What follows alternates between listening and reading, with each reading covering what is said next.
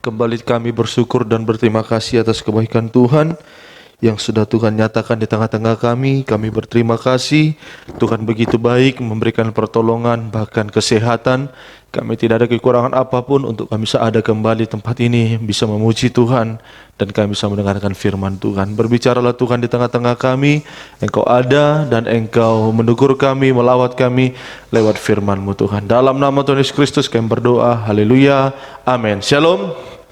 Shalom, puji Tuhan, selamat siang, selamat kita bertemu kembali. Tuhan begitu sudah baik dalam kehidupan kita, yang memberikan kesempatan bagi kita untuk kita bisa kembali ada di tempat ini, semua oleh karena kebaikan Tuhan dan kemurahan Tuhan.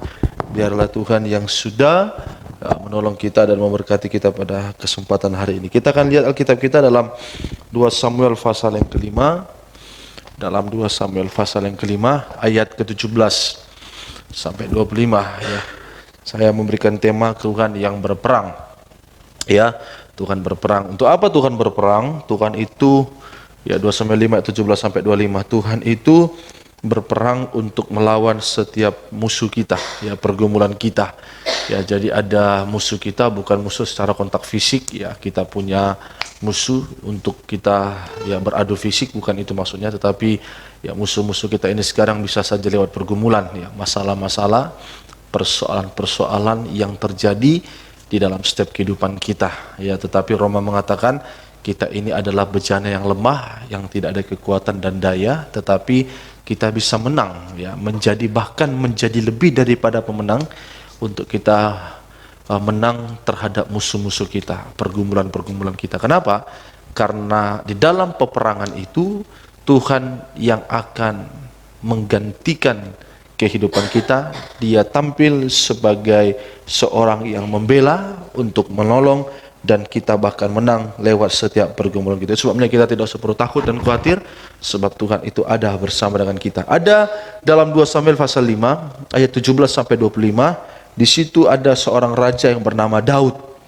Ya, Daud ini adalah seorang raja yang telah diurapi, ya, menjadi raja di Israel, ya. Tentunya perhatikan, namanya seorang raja, ia punya segalanya. Ya, dia punya segalanya, dia bisa punya itu jabatan, kekayaan, bahkan dia punya tentara-tentara yang sudah terlatih. Bahkan Daud itu ya kehidupan yang ya biasa dalam peperangan, ya. Dia sudah terbiasa untuk dia perang, ya, melawan musuh-musuhnya. Ya, dia biasa untuk dia ada di medan peperangan dari masa mudanya, ya. Tetapi Daud ini dalam segalanya, dia punya jabatan, dia punya kekayaan tentara dalam peperangan melawan orang Filistin, ya. Tetapi Daud tidak langsung bertindak, ya, perhatikan, ya.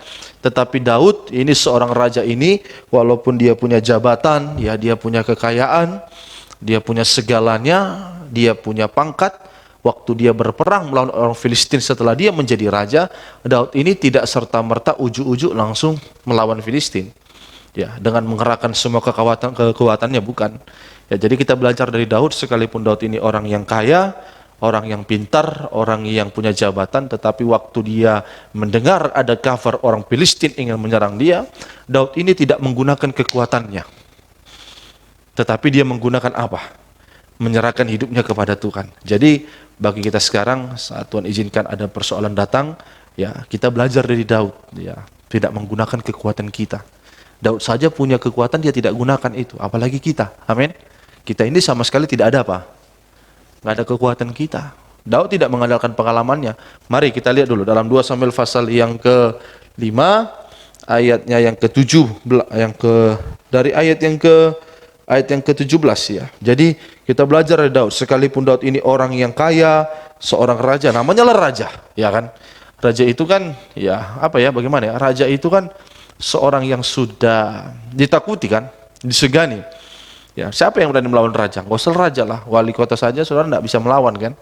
ya kan, yang dia punya jabatan, apalagi raja. Tetapi saat Daud mendengar orang Filistin itu ingin menyerang kerajaannya, Daud itu tidak andalkan kekuatan. Ya, dia ingin Tuhan yang berperang, ya, Tuhan yang menghancurkan, Tuhan yang melawan orang Filistin. Amin. Dalam 2 Samuel pasal yang kelima, mari kita baca ayat yang ke-17. Daud memukul kalah orang Filistin. Perhatikan, jadi Daud ini sudah terbiasa.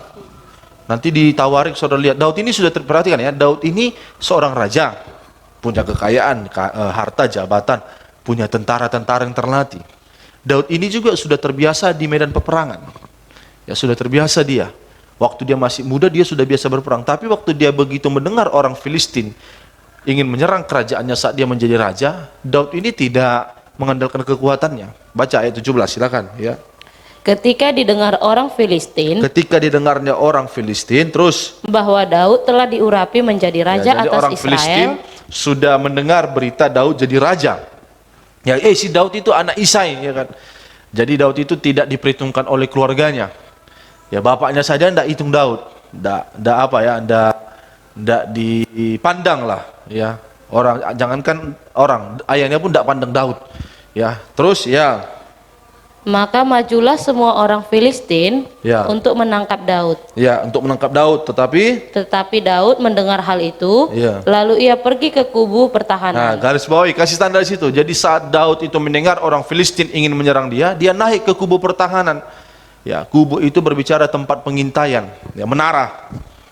Ya, menara. Ya, jadi dia ndak ujuk-ujuk langsung apa ya? Coba kalian di posisi Daud, tiba-tiba ada orang yang menyerang kalian, apa yang langsung kalian ambil? Tindakan apa kira-kira? Coba kita jujur. Melawan. Melawan. Siapkan apa? Benteng pertahanan. Ya kan? Siapkan pasukan. Ya, mungkin kalau sekarang raja, presiden, ya dia bisa menghubungi menteri pertahanan, ya kan? Supaya menteri pertahanan nanti koneksikan ke PT Pindad untuk rakit senjata, kan begitu kan? Rakit senjata, kita sudah mau diserang ini. Dan Jokowi begitu kira-kira. Tapi Daud naik dia ke kubu pertahanan. Ya kan? Naik dia ke menara. Ngapain dia di situ? Nanti kita perhatikan. Teruskan ya. Ketika orang Filistin itu datang Ya. dan memencar di lembah Refaim, Ya. bertanyalah Daud kepada Perhatikan. Tuhan. Refaim. Bertanyalah Daud Kepada Tuhan. pada Tuhan. Jadi Daud ini saat dia ingin diserang, dia naik ke kubu pertahanan, dia di sana bukan meraung-raung, bukan, tapi di sana dia naik untuk menyerah kepada Tuhan. Bertanya dia kepada, amin. Itulah orang yang benar-benar Tuhan menjadi apa? Tuhan menjadi benteng dalam peperangannya. Dia naik ke sana, dia bertanya kepada Tuhan. Dia punya pengalaman di dalam peperangan, dalam Tawarik nanti saudara baca pasal 18 itu. Setiap Daud perang, dia pasti menang. Tak pernah Daud kalah. Makanya Daud itu tidak diberikan kesempatan oleh Tuhan untuk membangun bait Allah karena tangannya penuh dengan darah. Setiap dia perang dia menang. Tetapi waktu menghadapi Filistin, Daud tidak pakai kekuatan pengalaman itu. Dia naik ke benteng itu. Dia bertanya kepada Tuhan. Terus apa katanya? Teruskan. Apakah aku harus maju melawan orang Filistin itu? Nah, apakah aku harus maju? Coba. Inilah orang yang benar-benar Tuhan menjadi benteng hidupnya. Tuhan yang berperang. Dia bertanya, Tuhan, apakah aku harus maju? Andai kata saya Daud, aku tidak perlu lagi bertanya begitu sama Tuhan. Pasti aku langsung maju aja. Karena apa? Karena aku sudah pengalaman. Amin. Amin ini. Tapi Daud kan begitu. Apakah aku harus maju? Terus ya, silakan. Akan kau serahkankah mereka ke dalam tanganku? Iya. Tuhan menjawab Daud, majulah, Iya. sebab aku pasti akan menyerahkan orang Filistin itu ke dalam tanganmu. Iya, perhatikan itu. Majulah, pasti akan kuserahkan orang Filistin itu ke dalam tanganmu. Teruskan. Lalu Ya. datanglah Daud di Baal Perasim dan memukul mereka kalah di sana. Stop. Nah, jadi itulah, ya. Jadi perhatikan di situ. Jadi apa tanda orang yang berperang Tuhan ganti atas hidupnya? Tuhan yang berperang itu yang menggantikan semua peperangannya, bukan kita lagi. Dia itu banyak menyerah kepada Tuhan seperti Daud. Daud ini punya pengalaman yang hebat loh. Tapi saat dia berperang, dia itu banyak menyerah kepada Tuhan. Jadi itu yang Tuhan mau. Jadi kalau kalian percaya Tuhan yang berperang ganti atas kalian menghadapi persoalan, banyaklah kalian berserah kepada Tuhan. Amin. Banyak aja kita ini menyerah hari ini. Amin. Apapun yang kita alami, banyak kita bertanya menyerah kepada Tuhan. Kalau kita menyerah kepada Tuhan, apa yang akan kita alami? Ya, nanti kita akan perhatikan itu. Itu tanda orang yang berperang Tuhan dalam hidupnya, bukan dia lagi. Makanya ada lagu begini, kalau kalian tahu, hidupku bukannya aku lagi, tahu itu, tapi Kristus dalamku, tahu itu. Hidupku bukannya aku lagi, tapi Kristus dalamku. Jadi Tuhan, ya dia tanya itu. Itu tanda pertama, Tuhan yang berperang dalam hidupnya. Tanda yang kedua, baca ayat yang berapa tadi? Ayat yang ke-20, Wid. Perhatikan, ya. Nah. Berkatalah ia, Lalu datanglah itu, lalu datanglah. lalu datanglah Daud Ya. di Baal Perasim Iya. dan memukul mereka kalah di sana. Nah, stop, memukul mereka. Siapa yang berperang? Daud. Tangan siapa yang memukul kalah? Daud, oke? Terus berkatalah ia, terus. Berkatalah ia, Ya. Tuhan telah menerobos musuhku di depanku seperti air Terperhatikan. menerobos. Jadi yang memukul kalah itu si Daud. Tapi Daud bisa berkata, Tuhan yang berperang. Tuhan yang menerobos. Jadi tanda yang kedua, kalau Tuhan berperang dalam kehidupan kita, kita ini bisa merendahkan hati. Ya. Kita ini bisa merendahkan hati. Kan Tuhan yang terobos.